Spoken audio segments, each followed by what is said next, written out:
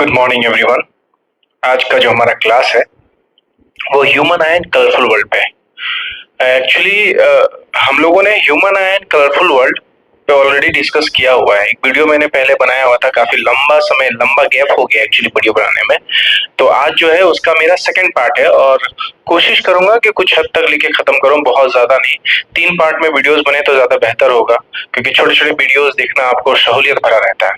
तो आज जो है हमारा human I and colourful world है। मैं इसके इंट्रोडक्शन में फिर से बात कर दूं कि आंख का होना किसी हमारे सेंसेशन ऑर्गन में 5 चीजें आती है। आंख, कान, नाक, जीवा, है ना, त्वचा, ये सब चीजें। स्किन आता है ना, टंग आता है, आईज आता है, हियरिंग आता है। तो ये जो 4-5 चीजें हैं हमारे सेंसेशन के दौरान, तो इनमें से सबसे वैल्यूएबल या इम्पोर्टेंट है ना, पर्सनली अगर आप बात करो मेरे से, तो मैं कहूंगा कि आंखें इंपॉर्टेंट है। शायद वो टेस्ट ना महसूस हो तो चलेगा, सुन नहीं पाऊं तो चलेगा, है ना, लेकिन देखना इज वेरी इंपॉर्टेंट, है ना। देखना आना चाहिए, मतलब आंखें होनी चाहिए भाई।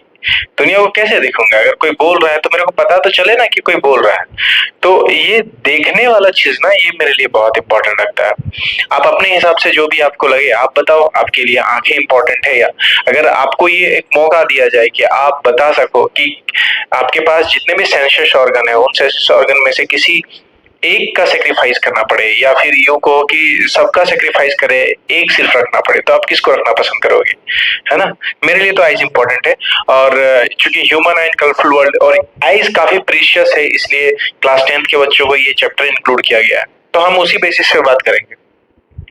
देखो, जब भी हम ह्यूमन आई पढ़ते हैं तो हम आई होने का मीनिंग ही यही है कि इस कलरफुल वर्ल्ड को ना देख सके, इस जो पूरे संसार में जो सुंदरता है ना, खूबसूरती है, उस खूबसूरती को देख सके। तो वही उसी कलरफुल वर्ल्ड के बारे में बात करेंगे हम लोग। इसमें क्या क्या पढ़े हो गया, है ना, क्या क्या मैंने पढ़ाया है, और अगर आप कहीं पे भी आप क्लासेस वगैरह किए होगे तो आपको सबसे पहली बात है ह्यूमन आई होता क्या है।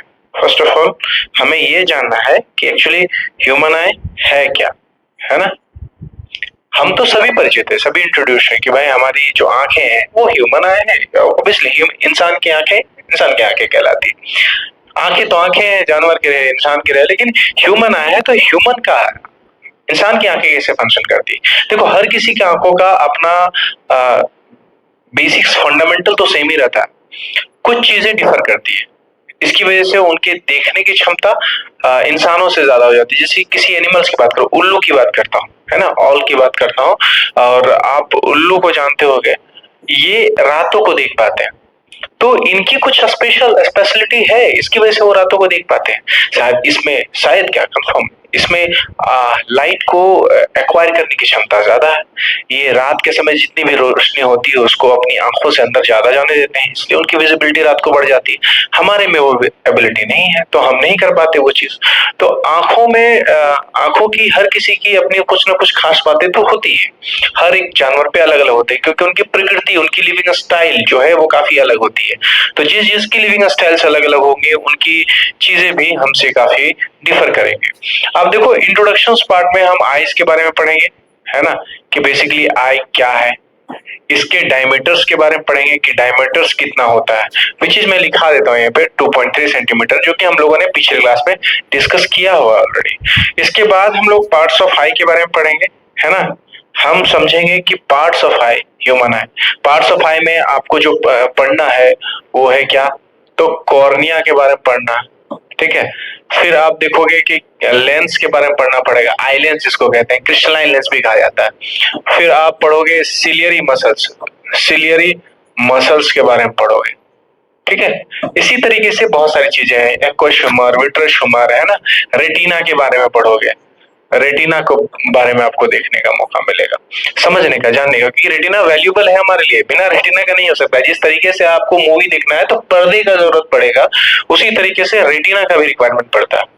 आगे चलते हैं, आगे हमको पढ़ना है नियर पॉइंट, है ना। इसको least distance of distinct vision भी कहते हैं। तो अगर आपके पास नियर पॉइंट आता है तो आप कभी भी हड़बड़ाओगे नहीं, घबराओगे नहीं। आपको समझना है कि ये least distance of distinct vision ही है तुम्हारा नियर पॉइंट। और हमारा जो नियर पॉइंट है, नियर पॉइंट वो कुछ आपको पता होगा 25 सेंटीमीटर है। अगर रेंज ऑफ विजन की बात करेंगे ना हम, range of vision, range of vision की बात करेंगे तो हमारा 25 सेंटीमीटर से इंफिनिटी तक है, ये हमारा रेंज ऑफ विजन। ठीक है, इसके बाद हम बात करेंगे किसके बारे में, मायोपिया। ये सिंपल है, ये डिफेक्ट ऑफ आई में आता है मायोपिया, जिसको नियर साइटेडनेस कहा जाता है, शॉर्ट साइटेडनेस कहा जाता है। ठीक है, इसके बाद आपको पढ़ना पड़ेगा हाइपरमेट्रोपिया, है ना। हाइपरमेट्रोपिया के बाद पढ़ना पड़ेगा प्रेस बायोपिया। ठीक है, ये सारे के सारे डिफेक्ट ऑफ विजन में आता है, और प्रेस बायोपिया को ओल्ड एज हाइपरमेट्रोपिया कहा जाता है। देखो, हाइपरमेट्रोपिया आपने पढ़ा, इसको हाइपरमेट्रोपिया को एक और नाम से जाना जाता है फार साइटेडनेस, है ना। हिंदी में कहें तो दूरदृष्टि दोष है ये। ठीक है, उसके बाद प्रेस बायोपिया को ओल्ड एज हाइपरमेट्रोपिया कहा जाता है। मतलब इसमें जो मेनली प्रॉब्लम्स देखा क्या गया है, ये लोग ओल्ड एज में फेस करते हैं, बुढ़ापे में फेस करेंगे। इसमें जो प्रॉब्लम होता है वो आपके किस में प्रॉब्लम होता है, तो सिलियरी मसल्स में प्रॉब्लम होता है, यहाँ प्रॉब्लम होता है। सिलियरी मसल्स स्टिफ कर जाएगा, और स्टिफ करने की वजह से लेंसेस को सिकुड़ने में, लेंसेस को एडजस्ट करने में ये फेल हो जाता है। तो ये वाली बात है। ठीक है, आगे चलते हैं। इसके बाद जो हमको आज जो पढ़ना है, आज से जो हम चालू करेंगे, वो advantage of I in the front of the face. यहां से हमारा टॉपिक चालू होगा, क्योंकि मैंने थोड़ा थोड़ा इंट्रोडक्शन सब में दे दिया है। यहां से बात करेंगे कि एडवांटेज ऑफ आई, अगर हमारी दोनों आंखें हमारे पास है तो इसके फायदे क्या है।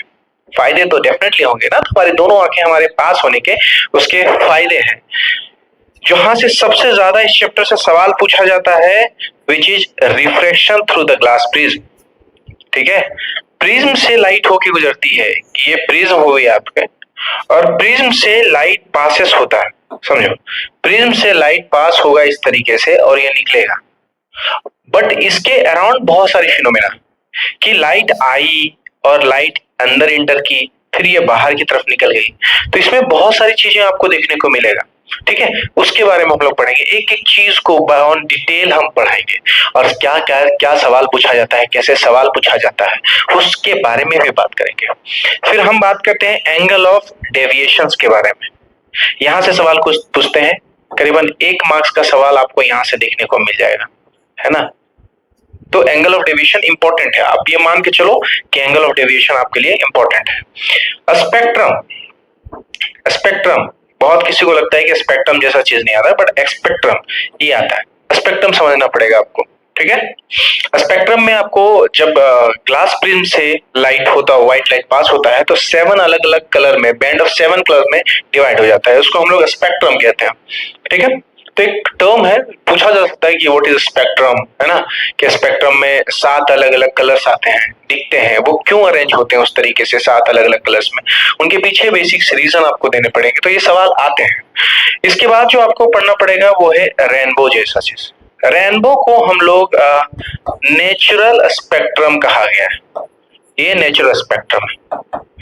ये आपका ऑब्टेन कहाँ होगा, तो नेचर में ऑब्टेन होगा। रेनबो आप, हम सभी जितने भी लोग हैं ना, सबसे ज्यादा अगर फैसिनेट होते हैं, पसंद आता है, तो बरसात के समय एक ही चीज सबसे ज्यादा पसंद आता है कि बारिश हो और कहीं हमको रेनबो देखने को मिल जाए। तो ये वही रेनबो है जो आपको देखने को मिलता है आपके आसमान में, है ना। ये हमेशा सूरज के उल्टी दिशा में बनेगी, सूरज के अपोजिट में बनेगा, और 7 रंग का मिलेगा, इतना खूबसूरत लगेगा कुछ कहने का नहीं। तो ये आपको रेनबो देखने को मिल जाएगा। इसके बाद जो इंपॉर्टेंट है आपका वो है एटमॉस्फेरिक रेनबो। हाँ, तो एटमॉस्फेयर रिस्पॉन्सिबल होता है, ये आएगा, रेनबो आएगा तब हम यहाँ इसको डिस्कस कर लेंगे। फिर हमको देखना है एडवांस सनराइज, है ना, एडवांस सनराइज। एंड यहाँ पे एक और है जिसके बारे में जानना जरूरी है, एडवांस सनराइज और डिलेड सनसेट। ठीक है, ये 2 चीजें, advance sunrise and delayed sunset, कि सूरज पहले क्यों दिखने लगता है। सूरज हॉरिजन के नीचे ही होता है, बट हमको पहले दिखने लगता है। 2 मिनट बिफोर सनराइज, है ना, 2 मिनट आफ्टर सनसेट, ये हम जानते हैं, 2 मिनट पहले दिखने लगता है। वो 2 मिनट क्यों दिखने लगता है, इसके बारे में हम लोग जानेंगे। फिर हम यहाँ जो समझेंगे, यहाँ हम समझेंगे ट्विंकलिंग ऑफ द स्टार्स, है ना, स्टार्स ट्विंकल क्यों करता है। देखो, अगर कोई बच्चे झारखंड बोर्ड से है ना, तो या फिर बिहार बोर्ड से हैं या किसी स्टेट गवर्नमेंट में, वहां पे ये सवाल बहुत पूछा जाता है कि तारे क्यों टिमटिमाते हैं। आसान सवाल है बट पूछा जाता है वहां पे, क्योंकि वहां के पेपर थोड़े इजी होते हैं। सीबीएसई में भी पूछा जाता है, ऐसी बात नहीं है, लेकिन आपको ये समझना होगा कि ट्विंकलिंग ऑफ द स्टार्स क्यों होता है, कैसे होता है ना, कौन कौन से फैक्टर्स रिस्पॉन्सिबल होते हैं स्टार्स के ट्विंकलिंग करने में। तो यहां से ये हम देखेंगे ट्विंकलिंग ऑफ द स्टार्स। फिर हम देखेंगे स्कैटरिंग इफेक्ट, है ना, कि स्कैटरिंग है क्या, और स्कैटरिंग के स्कैटर होने के इफेक्ट क्या क्या क्या क्या। बहुत सारी फिनोमेना जो नेचुरल फिनोमेना इवेंट हो रहे हैं ना, वो स्कैटरिंग से बिलोंगिंग है। तो स्कैटरिंग इफेक्ट देखेंगे, और एक टिंडल इफेक्ट आता है। आप बहुत सारे बच्चे शायद ये पहले भी पढ़े होंगे, तो मैं टिंडल इफेक्ट समझा देता हूँ, थोड़ा सा ब्रीफ दे देता हूँ कि टिंडल इफेक्ट क्या है। तो बेसिकली टिंडल इफेक्ट, जब भी आपको लाइट का पाथ नजर आने लगता है, और लाइट का पाथ तभी नजर आएगा जब लाइट किसी कोलाइडल पार्टिकल से होते हुए गुजरेगा। तो when white light passes through the colloidal particles, the path becomes visible, है ना, और उसको हम लोग क्या कहेंगे, तो that we call Tyndall effect. वो जो इफेक्ट आपको नजर आ रहा है, रास्ता जो नजर आने लगा है, वो टिंडल इफेक्ट है। ये इंपॉर्टेंट है, इससे बहुत सारे प्रॉब्लम सॉल्व होते हैं। Dependence of colour of scattered light, कि आपको पता है चीजें, मैं आपको यहाँ छोटा सा ब्रीफ दे देना चाहता हूँ। ब्रीफ इसलिए क्योंकि आपके लिए कन्वीनियंट होगा आगे समझने के लिए। देखो, जो व्हाइट कलर होता है ना, व्हाइट कलर होता है, व्हाइट कलर, या इसको कलर ना लिख के व्हाइट लाइट लिख दो तब भी चलेगा। जो व्हाइट कलर या व्हाइट लाइट होता है ना, ये 7 अलग अलग कलर से मिलकर बना होता है। एक होता है VIBZYOR,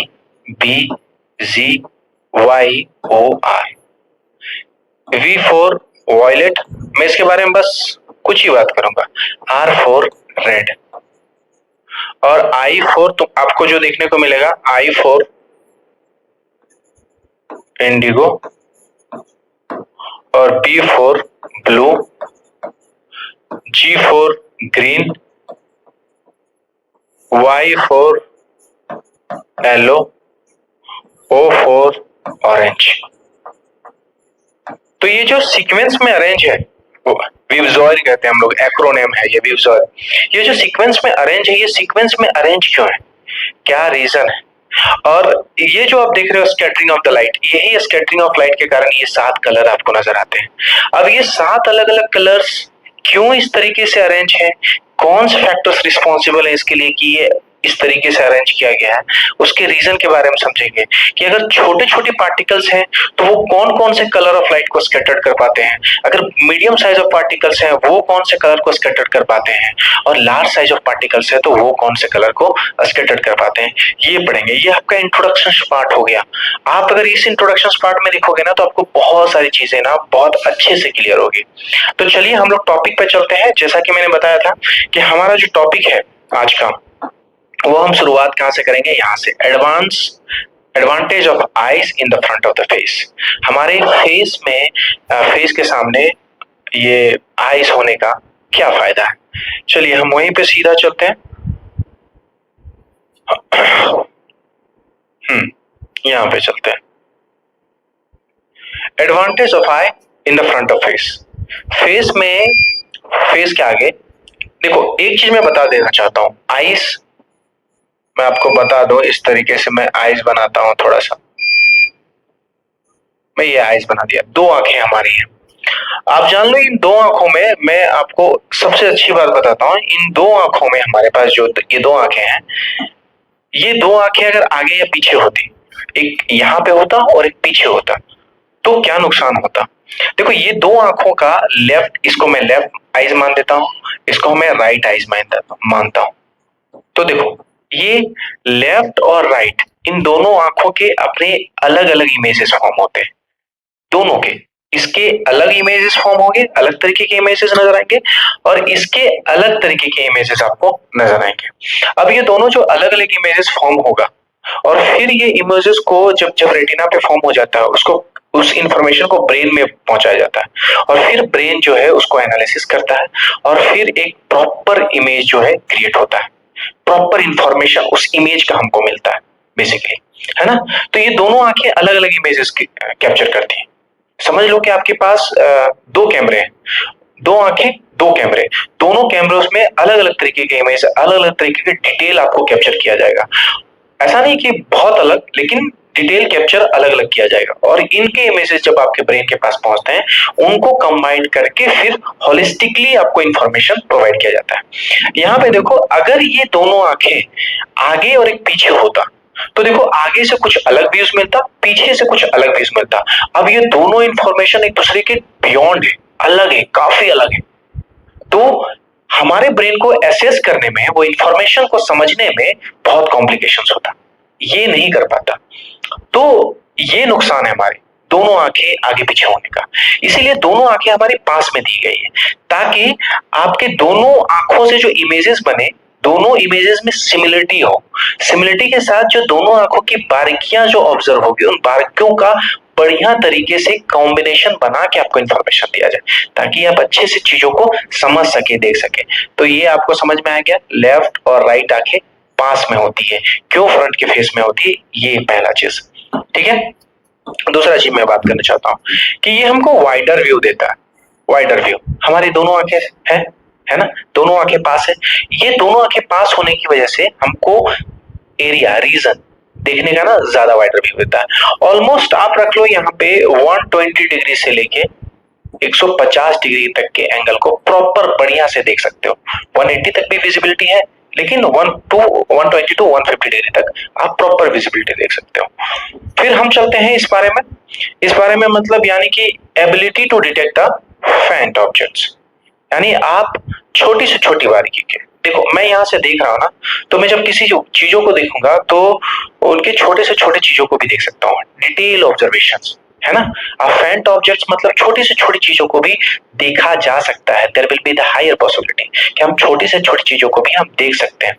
तो वही है कि ये इनहेंस करता है एबिलिटी टू डिटेक्ट फेंट ऑब्जेक्ट्स, छोटी से छोटी ऑब्जेक्ट्स को आप बारीकी देख पाते हो, ये दोनों आंखें होने की वजह से।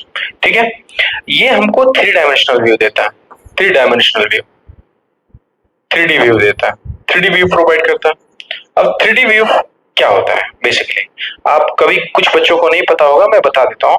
3D व्यू में आपको लेंथ, ब्रेथ और हाइट, ये अगर लेंथ है, ये ब्रेथ है और ये हाइट, ये तीनों का प्रॉपर मेजरमेंट आप, है ना, कर सकते हो।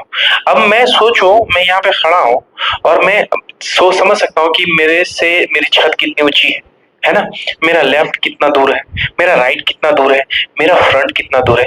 यानी मैं लेंथ और ब्रेथ और हाइट का एक एस्टिमेशन वैल्यू जो है वो डिटेक्ट कर सकता हूँ। ये मेरा 3D व्यूज दो आंखें होने का। अब सोचोगे सर एक आंखें होने का क्या नुकसान, एक आंख होने का क्या है।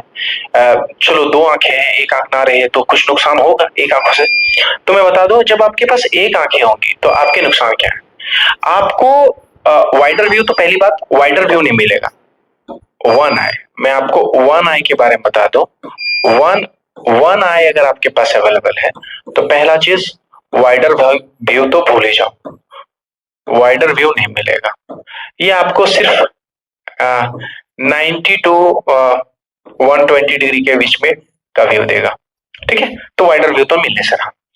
दूसरी बात इसमें आपको क्या है वन आई से, कि आपको जो अर्थ है, ये जो अर्थ है जिसको हम कहते हैं कि स्फीयर में है, ये स्फीयर में ना नजर आके आपको कैसा नजर आएगा, तो मैं बता दूं ये आपको चपटा नजर आएगा। ठीक है, यानी चपटा होने के पीछे का रीजन है, आप कहते हो ना ये 3 डायमेंशनल व्यू देता है, तो वन आई आपको क्या व्यूज देगा, तो ये वन आई आप समझ लो, ये वन आई आपको 2D व्यूज देगा, 2 डायमेंशनल व्यू देता है। लेकिन ऐसा तो नहीं है कि जिसके पास एक आंखें हैं वो दुनिया को चपटा मानता है, बिल्कुल नहीं मानता है। आप इतने दिनों तक यूज्ड टू हो इन सब चीजों का, कैसे आप मानोगे। मेंटली आप पूरी तरह से प्रिपेयर हो कि आपकी जो है अर्थ है जो स्फीयर शेप में है, तो आप नहीं मानोगे। तो इसलिए ये 2D व्यूज को डिटरमाइन करता है। अगर इनको, जिनकी आंखें एक आंखें होती हैं, उनको बेसिकली हाइट के बारे में थोड़ा कम ज्ञान होता है। ऐसा नहीं कि हाइट समझ में नहीं आएगा, हाइट के बारे में एस्टिमेशन लगाना थोड़ा मुश्किल होता है इनके लिए, हाइट का ही प्रॉब्लम होता है। तो ये होता है एक आंखें होने की वजह से। एक आंखें होने के नुकसान क्या है कि यानी फेंट ऑब्जेक्ट्स को क्लियर डिटेक्ट करना थोड़ा डिफिकल्ट होता है। फेंट ऑब्जेक्ट्स को क्लियर डिटेक्ट, क्लियर डिटेक्ट थोड़ा सा क्या हो जाता है, डिफिकल्ट हो जाता है। ठीक है, तो ये फायदे हैं आपको दो आंखों होने का, ये फायदे हैं आपके दो आंखें होने का, ये आपके फायदे हैं दो आंखें पास होने का। मैं कुछ और बारे में डिस्कस कर लेता हूं।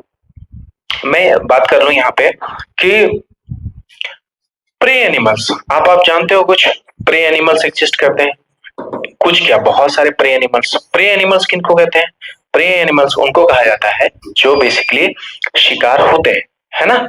और प्रेडिटर एनिमल्स उनको कहा जाता है जो शिकारी होते हैं। और प्रेडिटर कौन है? तो आप हम प्रेडिटर ही तो है। तो प्रेडिटर, कुछ प्रे एनिमल्स के बारे में बात करेंगे, कुछ प्रेडिटर्स के बारे में बात करेंगे। ठीक है, तो आप समझो, ये जो प्रे एनिमल्स होते हैं जिनमें आपको डियर्स आ जाता है, काव आ जाता है, ऑक्स, बुफेलो, ये सब आपके किस में आते हैं? प्रे एनिमल्स में आते हैं। इनकी आंखें देखोगे तो इनकी दोनों आंखें, the gap between their eyes, the gap between their eyes are 180 degree in angle, 180 degree पे होती है, यानी दोनों आंखें कुछ यहाँ पे होंगी। आप मेरे को ऑब्जर्व कर सकते हो, यहाँ पे होंगी। इसकी वजह से इनका जो देखने का विजन है, रेंज है, रेंज टू व्यू, आप इसके रेंज की बात करोगे ना, तो ये रेंज जो है अप्रोक्स 360 डिग्री हो जाता है। सोचो, कभी आप नेशनल ज्योग्राफी आप देख रहे होगे, लाइन पीछे है, डियर घास चल रही है, वो कभी पलट कर नहीं देखेगी, वो सिर्फ नजरें घुमाएगी हल्की सी, उतने में नजर आ जाता है कि कोई शिकारी है जो मेरा शिकार करना चाहता है, इसलिए वो फटाक से वहां से होकर निकल जाएगी, वो पीछे पलट के नहीं देखेगी। अब प्रेडिटर की बात करते हो, प्रेडिटर्स में क्या आता है? लाइन आता है। अरे ह्यूमन भी तो वही है ना, हमारे भी तो वैसे ही है। अब सोचो, ये जो प्रेडिटर्स वाले एनिमल है, प्रेडिटर एनिमल्स, इनकी आंखें पास होती है, क्यों? ताकि ये कीन व्यूज दे सके, यानी फोकस्ड हो सके, ज्यादा से ज्यादा फोकस्ड हो सके। हमें शिकार करना होता है, और शिकार के लिए शिकार करना होता है, शिकार के लिए फोकस होना जरूरी है। ठीक है ना, बहुत ही बारीकी से ऑब्जर्व करना, धीरे धीरे तो स्मूथनेस के साथ चलना है, तो लाइन देखना, बड़े शिकार को बहुत ध्यान से करेंगे। बगुला वगैरह देख सकते हो जो मछली पकड़ते हैं, तो बगुला आराम से पानी में शांत बैठी रहती है और बहुत ही ध्यान से देख रही होती है, जैसे मछली आई उसको पिक कर लिया जाता है। क्यों होता है ये? क्योंकि उनकी दोनों आंखें पास है, और वो किस तरह के हैं? प्रेडिटर हैं वो, और वो प्रेडिटर होने की वजह से फोकस्ड होता है। आंखें पास जितनी हो, वो फोकस ज्यादा होगा, ज्यादा कॉन्सेंट्रेट हो सकता है वो। तो ये चीजें हैं आपको दो आंखों के फायदे, आपको प्रे एनिमल्स कैसे बिहेव करते हैं, प्रेडिटर कैसे बिहेव करते हैं, इसके बारे में मैंने बताया। आई होप चीजें यहां तक क्लियर हो। अब हम लोग आगे बढ़ते हैं। आगे हमारे पास ये जो टॉपिक है, this is very very important. आप चाहे मानो ना मानो, आपको लगता है कि सर इतना इंपॉर्टेंट तो नहीं है, लेकिन मैं कह देता हूं, ये सबसे इंपॉर्टेंट टॉपिक्स में से आता है, refraction through the glass prism. कैसे? तो देखो, मैं एक प्रिज्म यहाँ पे इस तरीके से बना देता हूँ, तो इसको हटाता हूं, मैं एक ज्योमेट्रिकल शेप्स लेता हूँ, है ना, ये लिया मैंने, ये हो गया। अब कुछ कलर्स लिया जाए रेड में, और शेप्स में मैं कुछ यूं लेता हूं। देखो, आने वाली रेस को मैं इंसिडेंट रे कहूंगा, आने वाले को इंसिडेंट्स। इसके बाद यहां से ग्रीन लेता हूं मैं, यहां से ये इस तरीके से जाएगा, विच इज रिफ्रैक्टेड रे, रिफ्रैक्टेड रे। और एक लास्ट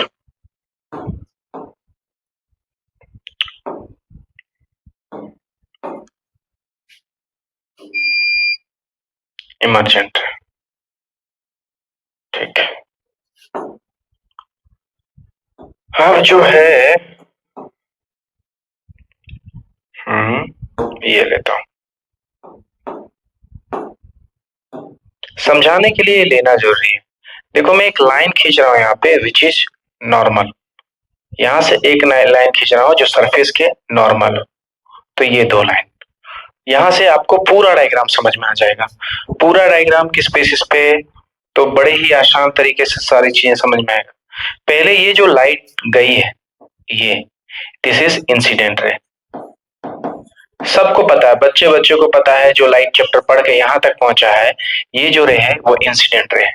और ये जो है, ये पार्ट, ये जो रे है, this is reflected ray. Reflected ray. जो एक बात नहीं पता होगा किसी बच्चे को, वो होगा ये वाली लाइट। इस रे को हम लोग कहते हैं इमर्जेंट रे।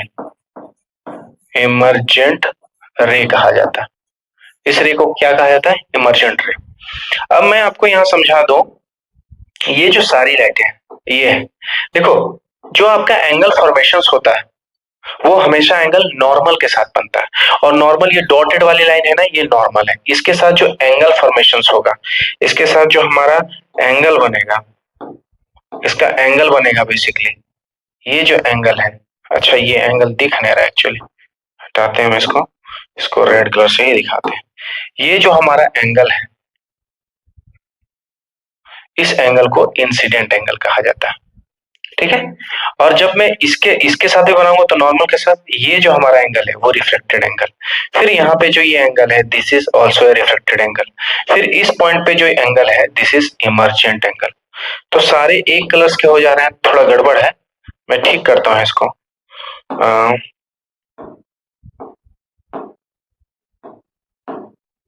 ये जो एंगल है, ये हो जाता है आपका reflected angle.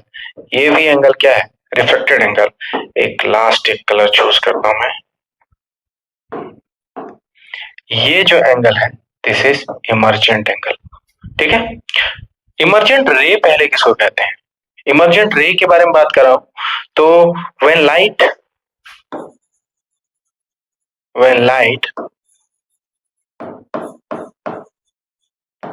passes through different medium, passes through two different medium,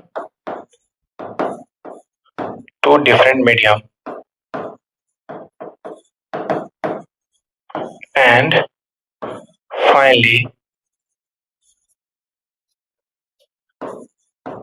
comes out in the same medium.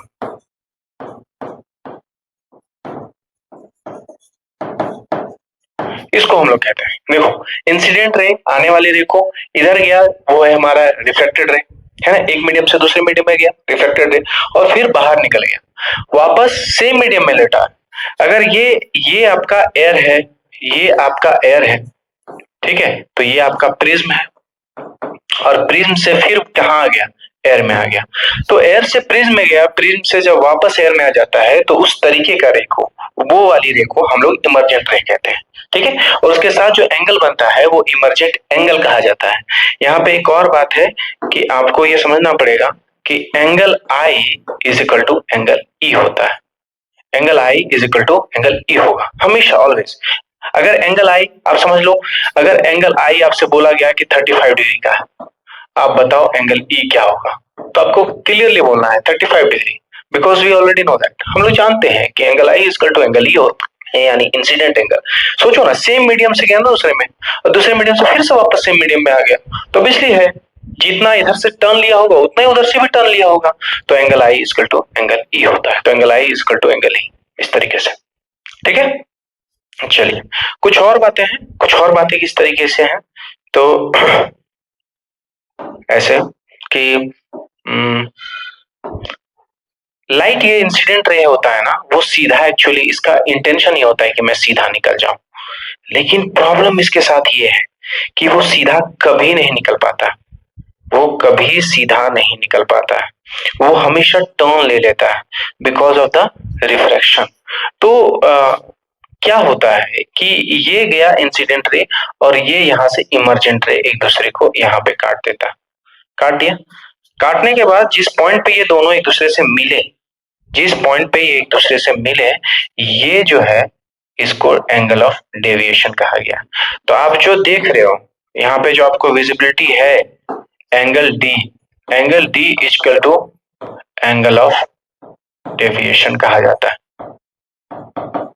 ठीक है, तो एंगल ऑफ डेविएशन कहा जाता है। तो यहाँ पे देखो देखने को मिलेगा आपको एक पॉइंट और मिसिंग हो गया। इस पॉइंट में आप देखोगे कि ये जो एंगल है, ये जो एंगल है इसको कहा जाता है एंगल ऑफ प्रिज्म। ये एंगल ऑफ प्रिज्म है आपका। तो यहाँ पे ऑलमोस्ट मैंने सब चीज बता दी आपको कि आने वाला इंसिडेंट रे वो इस सरफेस के नॉर्मल, ये जो सरफेस आपका तिरछा है इसलिए इसका नॉर्मल भी तिरछा है, तो इस सरफेस के नॉर्मल के साथ एंगल बनाएगा विच इज इंसिडेंट एंगल। जब से ही वो प्रिज्म में गया वो मुड़ेगा, क्योंकि हमको पता है कि रिफ्रैक्शन में वो अपना पाथ बदल देता है। तो मुड़ा, वो किधर मुड़ा, तो नॉर्मल की तरफ मुड़ा। ऑब्वियसली रेयर से डेंसर की तरफ जाएंगे तो नॉर्मल की तरफ मुड़ जाता है, और जो एंगल बना रिफ्रैक्टेड एंगल। फिर आगे जब यहाँ पे था ये भी एंगल आपका रिफ्लेक्टेड एंगल, और फिर जब बाहर की तरफ निकला तो विच इज इमर्जेंट रे, और जो एंगल बना है विच इज इमर्जेंट एंगल। और हमने बोला चूंकि ये भी सेम मीडियम है, ये भी सेम मीडियम है, तो इसके बीच का जो एंगल है वो दोनों क्या होगा, सेम होगा, इसलिए angle I is equal to angle E. ये आपको इंफॉर्मेशन याद रखना है। सवाल पूछा जा सकता है angle I is equal to 35 degree, तो बताओ एंगल ई कितना होगा, angle I is equal to 45, तो एंगल ई कितना होगा, ये आपको जानना पड़ेगा। दूसरी बात कि देखो एंगल ऑफ डेविएशन यानी कि लाइट कितनी डेविएट हुई शुरू में और अंत में, यही तो है कि कितनी डेविएट होगी। हमको जो फाइनली आउटपुट मिला, मैंने भेजा और मेरे को जो मिला, यही तो हमको जानना है कि कितना डेविएट होकर मिला। मैंने आपको भेजा कोई सामान लेने के लिए, आप मेरे को वापस, आप क्या किए बाजार में, उससे हमको क्या लेना देना, आप मेरे को वापस कितने रिटर्न करते हो इससे लेना देना। तो मैं यही पूछूंगा ना कि भाई कितने खर्च किए, कितना वेस्ट किए, कितना वेस्ट नहीं सॉरी कितने खर्च किए, कितना तुम यूज किए पैसे का, है ना। उसी तरीके से एंगल ऑफ डेविएशन होता है कि इंसिडेंट रे जो मैंने भेजा और ये कितना डेविएट हुआ, तो जो फाइनली आउटपुट मिला उस पर हम बिलीव करेंगे।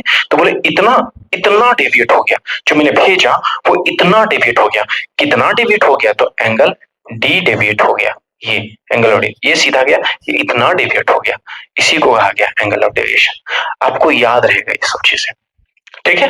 तो ये सारी चीजें मैंने यहाँ पे कुछ पीपीटी में चीजें बनाए हुए हैं, मैं आपको ये समझा दूं तो बड़े आसान से चीजें समझ में आ जाएगा। ऐसा कुछ भी नहीं जो नहीं समझ में आएगा।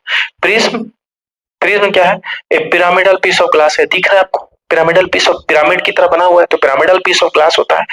दो ट्रायंगुलर बेसेस होते हैं, इसके बेसेस जो होते हैं दो ट्रायंगुलर बेसेस होते हैं, ठीक है, और तीन रेक्टेंगुलर लेटरल सरफेस एरिया होता है, तीन लेटरल सरफेस एरिया देखा गया है इसमें, ठीक है। तो प्रिज्म जो कि आता नहीं है बेसिकली, आप जानना चाहो उस बेसिस पे आप अपने लैब में जाओ, अगर स्कूल में पढ़ रहे हो तो फिजिक्स का लैब होगा, उस फिजिक्स के लैब में प्रिज्म को देखो, तो प्रिज्म का आपको दिख जाएगा कि बेसिस और उसके साइड में, साइड में तीन, साइड में देखो आपको कैसे मिलेंगे, दो जो है ट्रायंगुलर बेसिस मिलेंगे, है ना, दो ट्रायंगुलर बेसिस मिलेंगे और तीन रेक्टेंगुलर सरफेसेस होगा।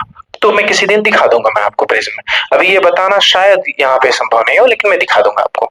एंगल ऑफ प्रिज्म की बात करें तो एंगल ऑफ प्रिज्म मैंने दिखा दिया कि एंगल ऑफ प्रिज्म कहाँ होता है, इस पॉइंट पे हमारा एंगल ऑफ प्रिज्म होता है, विच इज क्या कहते हैं, the angle between two adjoining lateral surface reflection through a glass prism, ठीक है, दो जहां पे ज्वाइन करते हैं वहीं पे मेरा क्या हो गया, एंगल ऑफ प्रिज्म हो गया।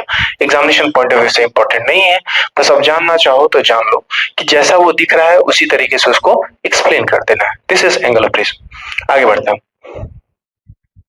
ये क्या एंगल ऑफ प्रिज्म। चलिए अब बात आती है हमारी यहाँ पे एंगल ऑफ डेविएशन पे, है ना, कि प्रिज्म कैसे बिहेव करता है एक्चुअली। मैं थोड़ा चेक कर लूं इसको,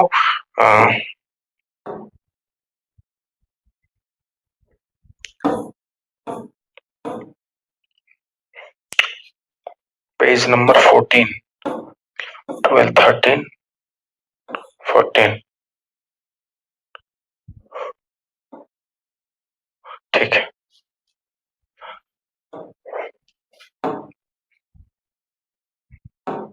एंगल ऑफ डेविएशन, जिस एंगल ऑफ डेविएशन को मैंने आपको दिखाया पिछले वाले में मैंने क्या समझाया कि कितना मुड़ा, हमको जाने वाले रे और वापस जो आउटपुट मिला उस पर डिपेंड करना है कि कितना डेविएट हुआ, तो this we call angle of deviation. अब इस एंगल ऑफ डेविएशन में देखना कि एंगल ऑफ डेविएशन है क्या, तो मैंने ये देखा कि इंसिडेंट रे, मैंने आपको यहाँ बताया क्या कि इंसिडेंट रे, यहाँ पे देखो आप कि इंसिडेंट रे और इमर्जेंट रे, इंसिडेंट रे और इमर्जेंट रे जहां पे एक दूसरे को इंटरसेक्ट करता है वही एंगल जो है और इंटरसेक्शन के दौरान जो एंगल फॉर्म होगा that we call angle of deviation.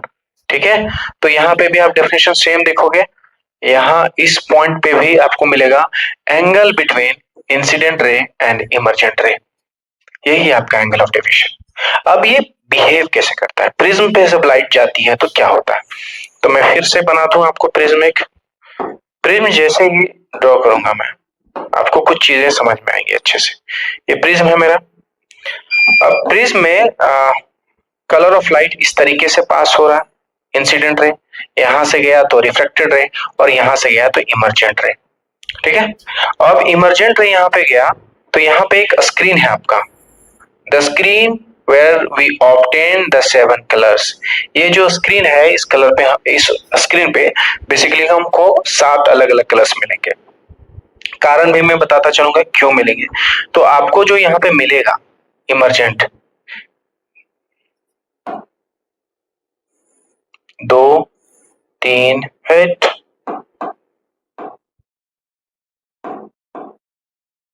चलिए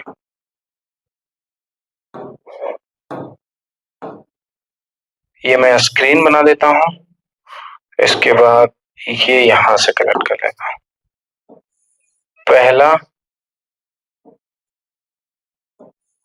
दूसरा, तीसरा, चौथा,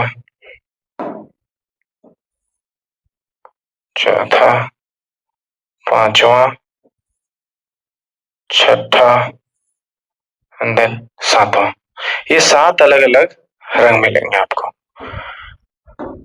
अब सोचने वाली बात है, ये 7 अलग अलग रंग मिलेंगे, VIBZYO, एक रह गया ना, तो एक R मान लो आप यहाँ से, और मैं यहाँ से खींच ही देता हूँ मैं लास्ट इसको, तो ये एक और जाएगा इस तरीके का, ये R। तो ये 7 अलग अलग रंग मिलेंगे। ठीक है, तो ये जैसे ही गया, ये आपका इंसिडेंट जैसे ही यहाँ पे एंटर करता है, इंसिडेंट गया, ये आपका रिफ्लेक्टेड हुआ, और जब इमर्जेंट में आया तो 7 अलग अलग कलर्स में स्प्लिट हो जाता है।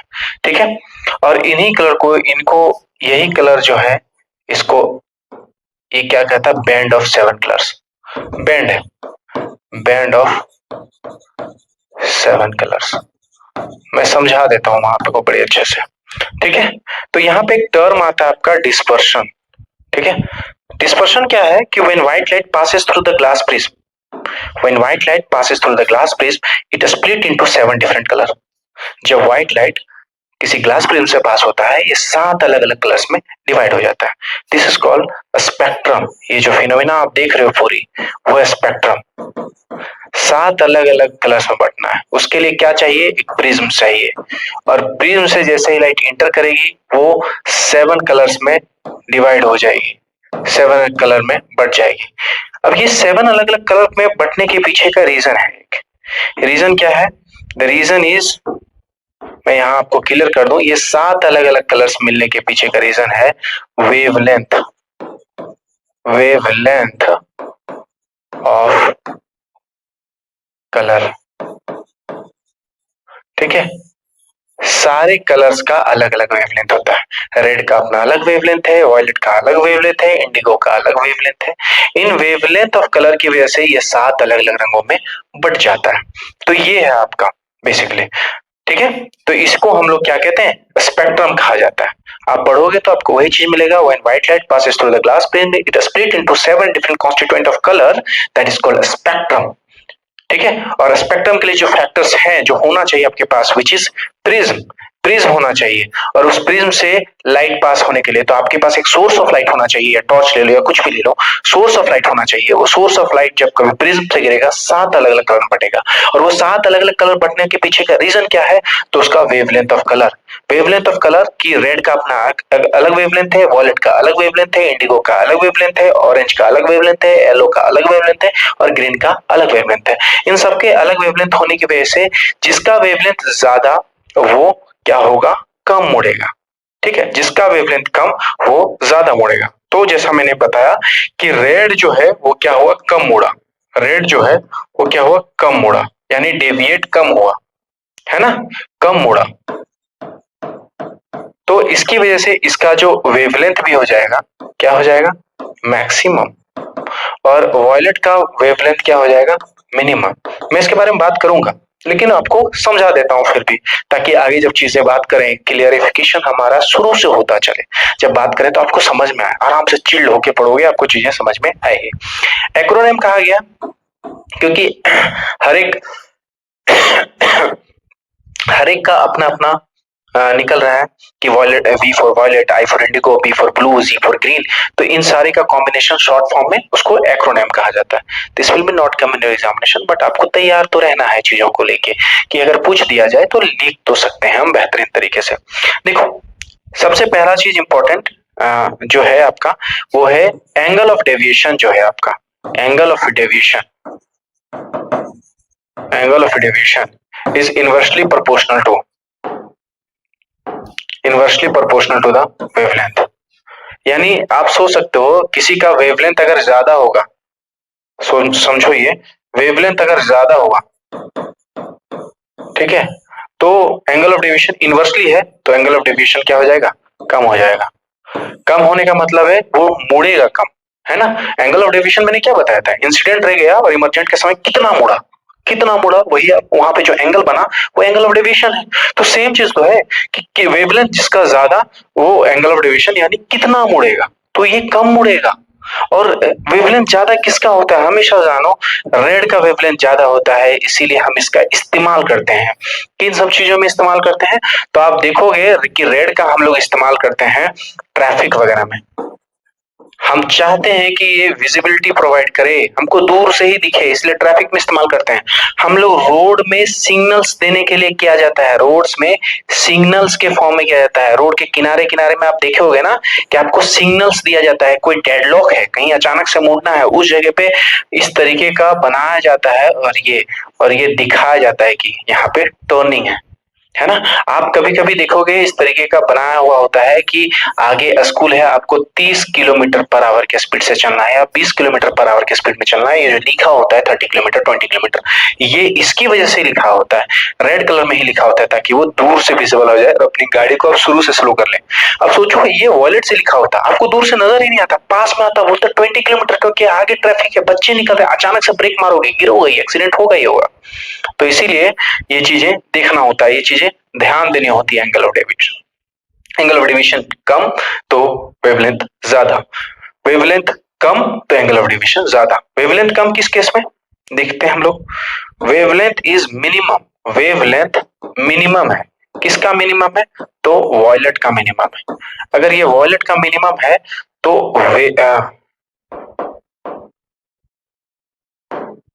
तो एंगल of deviation, angle of deviation क्या होगा, एंगल ऑफ डेविएशन मैक्सिमम देखने को मिलता है। तो आप यहां पे देख लो, सबसे ज्यादा कौन मुड़ा हुआ है, वॉलेट मुड़ा हुआ है, ठीक है, इसी तरीके से, ठीक है। अब यहाँ पे देखो कि ये आपको समझ में आ गया, तो यहाँ पे भी समझना है कि रेड जो है वो लीस्ट डेविएटेड कलर है, क्योंकि इसके पास लॉन्गेस्ट वेवलेंथ होता है। सेम बात की हम लोग, वॉयलेट जो है वो मोस्ट डेविएटेड कलर है, क्योंकि इसके पास स्मॉलेस्ट वेवलेंथ है, सबसे ज्यादा अगर वो डेविएट होता है, इसलिए क्योंकि उसके पास वेवलेंथ छोटा है। चलिए, अब इन बातों को कौन बताया, सबसे पहली बात समझना होगा कि सर आइजैक न्यूटन का हमारे इस न्यूटोनियन वर्ल्ड में, जो हम जिस संसार में रह रहे हैं, उसमें उनका बहुत कंट्रीब्यूशन है। सर आइजैक न्यूटन के कंट्रीब्यूशंस के बेसिस पे ही लाइट्स के बारे में ज्यादा समझ में आने लगा, ठीक है। बहुत सारी चीजों के बारे में, ग्रेविटी के बारे में समझ में आया, ग्रेविटेशंस के पूरे फिनोमिना को एलिब्रेट करने वाले सर आइजैक न्यूटन है। तो इनका कंट्रीब्यूशंस फिजिकल वर्ल्ड में जिसमें हम रहते हैं उनमें बहुत है, साइंस के फील्ड में उनका बहुत कॉन्ट्रीब्यूशन है। तो बात करते हैं कि सर आइजैक न्यूटन का क्या एक्सपेरिमेंट था। सर आइजैक न्यूटन का एक्सपेरिमेंट था कि उन्होंने पहले प्रिज्म को लिया, प्रिज्म से व्हाइट लाइट को पास कराया गया, और फिर उन्होंने एक स्क्रीन रखा, ठीक है। जब उन्होंने एक स्क्रीन रखा, यहाँ पे स्क्रीन जब रखा था उन्होंने, इस पॉइंट पे उन्होंने स्क्रीन रखा, इस पॉइंट पे स्क्रीन रखा, तो आप यहाँ पे देखते हो कि 7 डिफरेंट कलर ऑफ लाइट मिलता है उनको। यहां से कोई सोर्सेस रहा होगा इस तरीके का, है ना, और यहां से लाइट भेजा गया होगा। लाइट जब ये व्हाइट लाइट गया और इससे इस प्रिज्म से होता हुआ पास हुआ, तो ये 7 कलर दिया गया, 7 कलर्स ऑब्टेंड होते हैं। तो उनको ये लगा कि ये जो 7 कलर मिल रहे हैं, शायद कि वो व्हाइट लाइट को बनाने में 7 कलर्स इंक्लूडेड है। अगर वो इंक्लूडेड नहीं है तो कुछ और एक्सपेरिमेंट करते हैं। उन्होंने एक दो प्रिज्म और लगाए साथ साथ में। तो उन्होंने साथ साथ में जब एक दो प्रिज्म और लगाए तो उन्होंने देखा कि 7 ही कलर मिल रहे हैं, 7 से ज्यादा कलर नहीं मिल रहे हैं। तो उन्होंने क्या किया कि चलो इस कॉम्बिनेशन को बदला जाए। कॉम्बिनेशन को बदला जाए तो पहले प्रिज्म को सीधा रखा गया, फिर बाद में इसी प्रिज्म को क्या कर दिया गया, उल्टा कर दिया गया। तो जैसे ये प्रिज्म उल्टा होता है, अब देखोगे जैसे ये प्रिज्म आपका उल्टा होगा, प्रिज्म जैसे ही उल्टा होगा, ये 7 कलर जब इस प्रिज्म में आके गिरेंगे, 7 के 7 रंग जब इस प्रिज्म में आके गिरेंगे तो एक कलर मिलता है विच इज व्हाइट लाइट। वहां से इन्होंने ये कंक्लूजन निकाला कि when white light passes through a prism it provides a 7 different constituent of colour, है ना, जिसको हम पढ़े हैं स्पेक्ट्रम वाले पार्ट में, 7 अलग अलग कलर में बढ़ जाता है बिकॉज हर एक लाइट का अपना डिफरेंट वेवलेंथ होता है। और फिर उन 7 रंगों को एक प्रिज्म का रिकॉम्बिनेशन लगाया जाए, प्रिज्म को उल्टा लगाया जाए, और उन 7 रंगों को उस प्रिज्म में जब गिराया जाता है तो फिर से हमको यहाँ पे एक सुंदर सा क्या मिल जाता है, व्हाइट लाइट मिल जाता है। ठीक है, ये हमको फिर से फाइनली हमको क्या मिल गया, व्हाइट लाइट मिल गया। तो ये सिखाता है, ये कौन बताए थे, तो सर आइजैक न्यूटन का बताया हुआ है। ठीक है, ठीक है, जस्ट बी काम काम काम। तो ये किन्होंने बताया, सर आइजैक न्यूटन का बताया हुआ है। ठीक है, आगे बढ़ते हैं। आइजैक न्यूटन का एक्सपेरिमेंट क्या हुआ, फर्स्ट पर्सन है जो उन्होंने बताया कि he pass sunlight through the glass prism band to 7 colours, वही बातें कही गई है, 7 कलर्स में स्प्लिट हो जाता है। ठीक है, तो आप यहाँ पे जितने भी डिटेल्स पढ़ोगे उसी के बारे में उन्होंने ही बताया कि देखो ये स्पेक्ट्रम है, 7 अलग अलग कलर में बटा तो वो स्पेक्ट्रम है। ये हमारा न्यूटन का एक्सपेरिमेंट था। इसको भी आपको ध्यान रखना है क्योंकि एग्जामिनेशन में आते हैं, पूछे गए हैं। अभी तो फिलहाल के एग्जामिनेशनों में नहीं देखा गया, लेकिन पहले के एग्जामिनेशनों में देखा गया था। आगे बढ़ते हैं, आगे चलता है हमारा रेनबो, है ना। अभी हम लोगों ने स्पेक्ट्रम पढ़ा। स्पेक्ट्रम क्या पढ़ा कि when white light passes through the glass prism it split into 7 different constituent of color, है ना, that is called spectrum। जब लाइट प्रिज्म से होके पास होती है तो 7 अलग अलग कलर्स में बढ़ जाती है, उसको हम लोग क्या कहते हैं, स्पेक्ट्रम कहते हैं। और ये जो रेनबो है, ये रेनबो मैंने इंट्रोडक्शन वाले पार्ट में ही बताया कि रेनबो क्या है हमारा, तो रेनबो कुछ नहीं हमारा है, ये है एक नेचुरल स्पेक्ट्रम। इसको ऑब्टेन करती है कौन, तो हमारा ये ऑब्टेन कौन करेगा, एटमॉस्फेयर। ये कौन ऑब्टेन कर रहा है, तो एटमॉस्फेयर में ऑब्टेन हो रहा है। कब होगा वो होना चाहिए, कब कब समझेंगे, एक एक फैक्टर्स को समझेंगे कब होगा। तो देखो रेनबो बनने के लिए पहला चीज है कि रेन होना चाहिए, है ना। रेनबो है ना, आप देखो ना, नाम पढ़ो इसका, रेन, बारिश, बारिश का होना चाहिए। रेनबो देखो आप क्या लिखा गया है रेन बो, यानी बारिश की बूंदे होनी चाहिए, बॉल होनी चाहिए। तो यहाँ वाटर के ड्रॉपलेट्स होने चाहिए, तो बारिश होनी चाहिए सबसे पहली बात, है ना। तो आपको मैं यहाँ पे लिखता हूँ कि रेनबो, रेन यानी कि water droplets, water droplets, water droplets कहाँ होने चाहिए, तो आपके एटमॉस्फेयर में वाटर ड्रॉपलेट्स होने चाहिए। ठीक है, आपके आपके एटमॉस्फेयर में वाटर के ड्रॉपलेट्स होने चाहिए। ये जो छोटे छोटे वाटर के ड्रॉपलेट्स होंगे ना बच्चों, ये जो छोटे छोटे वाटर के ड्रॉपलेट्स होंगे, छोटे छोटे वाटर के ड्रॉपलेट्स, ये छोटे छोटे वाटर के ड्रॉपलेट्स जो है किसकी तरह बिहेव करेंगे, तो ये प्रिज्म की तरह बिहेव करेंगे। क्योंकि नेचुरल स्पेक्ट्रम है ना, मेरे को क्या चाहिए, प्रिज्म चाहिए। स्पेक्ट्रम में हमको चाहिए क्या था, प्रिज्म चाहिए, source of light in prism चाहिए था। ये जो छोटी छोटी बूंदे हैं, वाटर के ड्रॉपलेट्स हैं, ये बिहेव किसकी तरह करेंगे, तो ये प्रिज्म की तरह बिहेव करेंगे। और जब ये व्हाइट लाइट यानी कि सूरज से निकलने वाली किरणें, रे ऑफ लाइट, जब ray of light, ray of light in water के ड्रॉपलेट से पास होंगी, इन वाटर के ड्रॉपलेट से पास होंगी, तो क्या होगा, क्या होगा, तो 7 डिफरेंट कलर में बढ़ जाएगा, 7 डिफरेंट कलर में बढ़ जाएगा। ठीक है, 7 डिफरेंट कलर में बढ़ जाएगा। और ये एक्शन जो भी परफॉर्म होगा, ये एक्शन कहां परफॉर्म होगा, तो opposite to the sun, opposite to the sun, sun के अपोजिट परफॉर्म होगा, ठीक है, क्योंकि सन के साइड पे बनेगा तो हमको विजिबिलिटी वैसे ही नहीं होने वाला है, तो सन के अपोजिट होगा। लाइट चाहिए ना, सोर्स ऑफ लाइट इधर से आया, वाटर के ड्रॉपलेट से घुसा होगा, है ना, और फिर जब वहां से रिफ्लेक्ट होके और फिर हमारी आंखों तक पहुंचा होगा, ये कुछ फिनोमिना होगा। मैं अगर दिखा दूं, चलो मैं दिखाऊंगा, सब चीज दिखाऊंगा मैं आपको।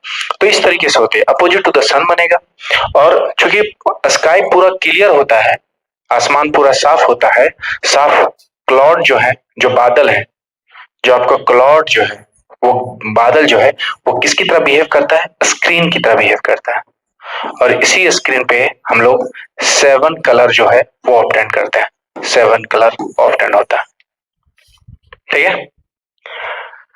अब आगे चलते हैं हम लोग यहाँ पे कि ये जो रेनबो फॉर्मेशंस होता है उनमें कौन कौन से फिनोमेना होते हैं।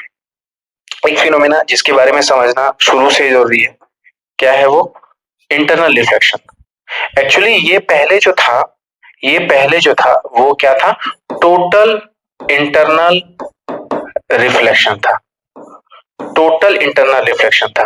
क्योंकि ये टोटल इंटरनल रिफ्लेक्शन था, अब हमारे टॉपिक से हटा दिया गया है, तो सिर्फ आपको इंटरनल रिफ्लेक्शन है। तो आपसे पूछा जाएगा, इसमें से सवाल आता है कि रेनबो बनने में कौन कौन से फिनोमेना घटते हैं, कौन कौन से इवेंट होते हैं, तो आपको बताना है पहले डिस्पर्शन, रिफ्लेक्शन, इंटरनल रिफ्लेक्शन। इनको अरेंज भी करने के लिए बोला जाएगा, तो वो भी मैं बताऊंगा अभी, आपको समझ में आ जाएगा। तो ये 3 चीजें आता है, dispersion, reflection and internal reflection, ठीक है। देखते हैं, फिर 3 फिनोमेना होते हैं, है ना, रेनबो फॉर्मेशन में इन्वॉल्व होते हैं, डिस्पर्शन, रिफ्लेक्शन, इंटरनल। ये याद कर लो, ये एकदम रट लो, ये रटने वाली चीजें हैं, डिस्पर्शन, रिफ्लेक्शन, इंटरनल रिफ्लेक्शन। मैं दिखाऊंगा तो फिर आपको रटने की जरूरत नहीं पड़ेगी। देखो, वाटर ड्रॉपलेट जो होते हैं वो सस्पेंडेड होते हैं एयर में, है ना, आफ्टर रेन, और the droplets behave like glass prism. Same बात क्या है, लाइट जब इन रेन ड्रॉप्स में इंटर होते हैं तो first reflect and then disperse, पहले रिफ्लेक्ट होगा फिर डिस्पर्स होगा, then it reflect internally again and reflect as to come to the drop and 7 colours, such I is observe in form of rainbow, ठीक है, उसको रेनबो के form में लाते हैं। जो मैंने बताया वही सब चीजें हैं। तो मैं यहाँ पे आपको दिखा रहा हूँ, थोड़ा सा आगे बढ़ता हूँ मैं, कैसे, हाँ, यहाँ पे ऑलरेडी पिक्चर्स दिया गया है फॉर्मेशन ऑफ रेनबो में, तो मेरे को बनाने का जरूरत नहीं है, लेकिन चलो ठीक है, मैं बना के बताता हूँ मैं आपको। बना के कैसे, कि समझो ये वाटर के ड्रॉपलेट्स हैं, ठीक है,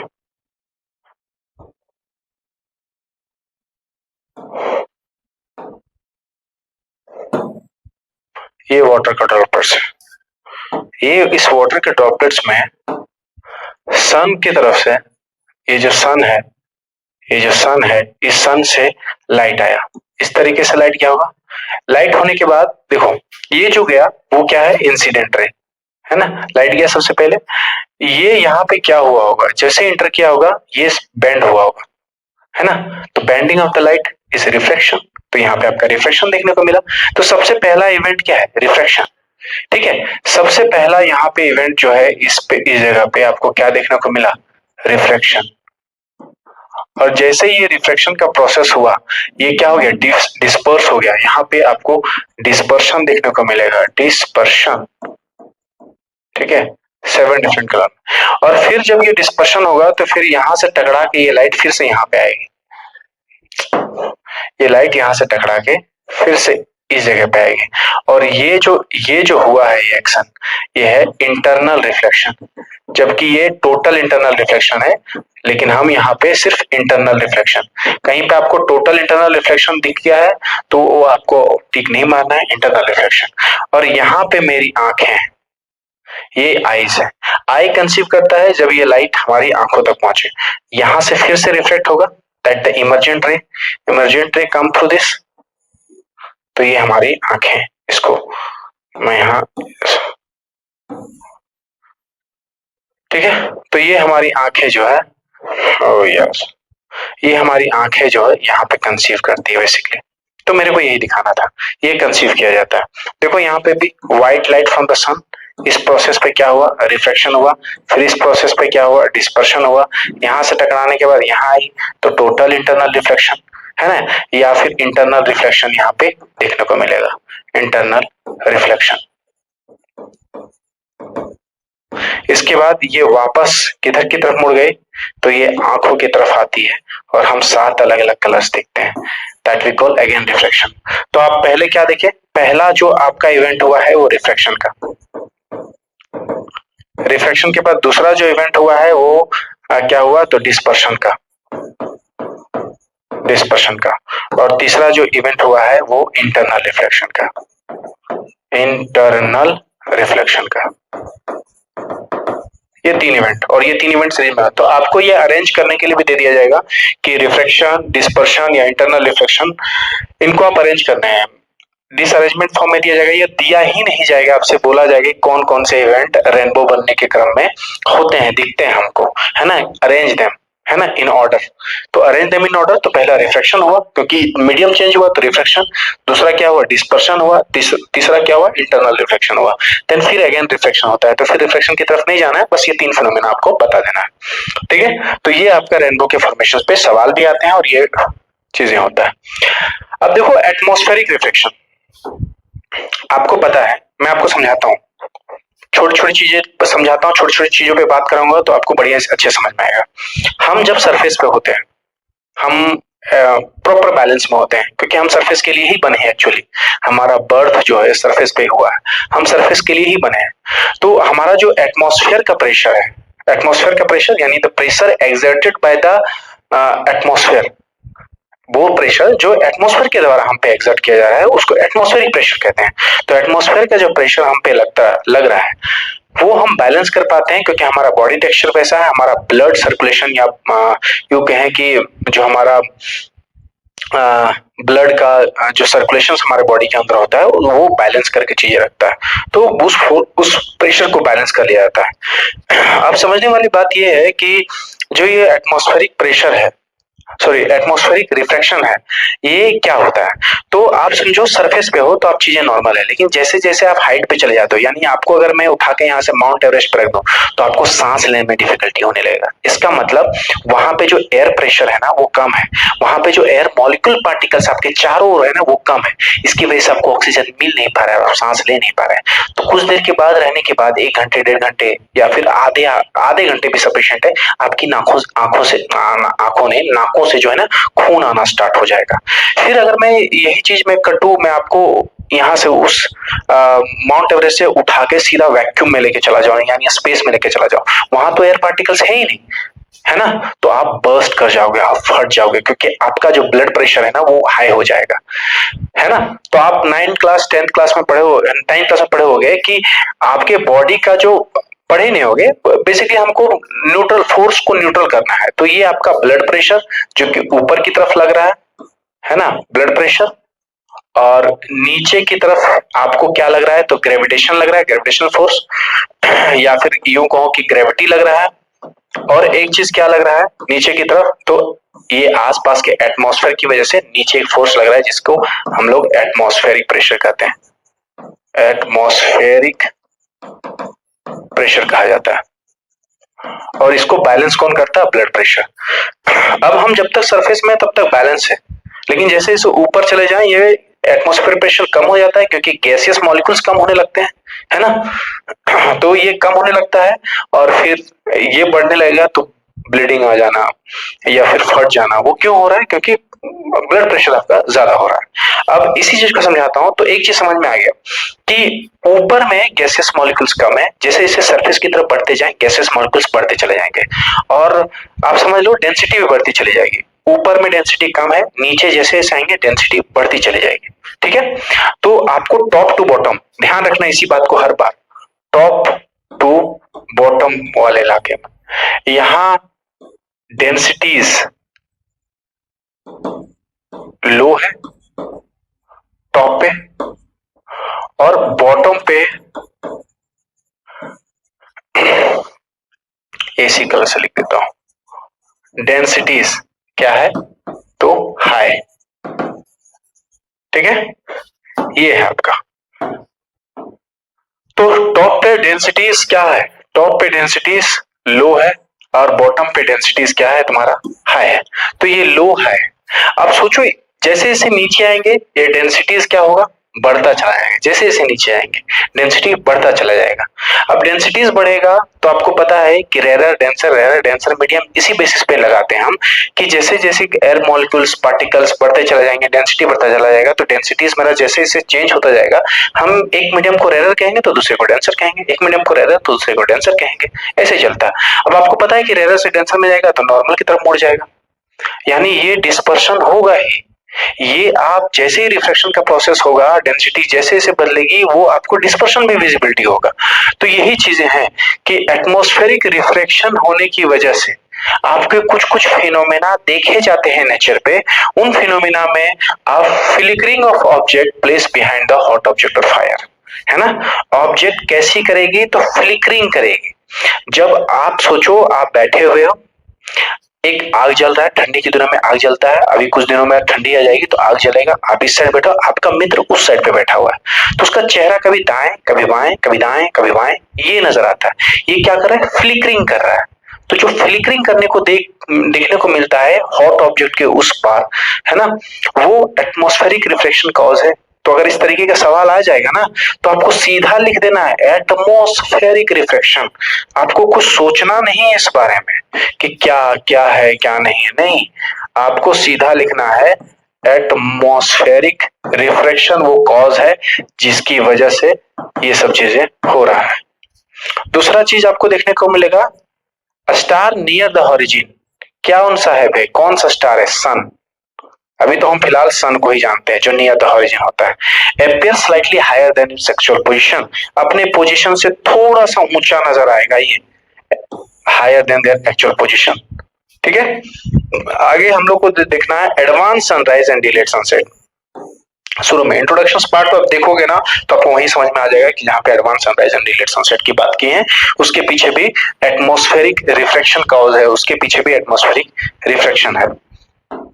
उसके बाद अपेरेंट फ्लैटरिंग सन्स डिस्क, ये आपके क्लासेस के टॉपिक से हटा दिया गया, इवन एक दो टॉपिक और ये भी हटा दिया गया, लेकिन पढ़ेंगे ना, समझने में क्या जाता है, पुराने बुक्स की चीजें हैं, अगर जान ले, अगर दे दे सीबीएसई। इस बार मैथमेटिक्स का पेपर देख चुके थे, आपको आउट ऑफ द सिलेबस आ गया था, बहुत आउट ऑफ द बॉक्स आ गया, ऐसा चीजें आ गया था जो कि बच्चों को बहुत अटपटा सा लगा, कंप्लेन किए, बट कोई खास ज्यादा फर्क पड़ा नहीं।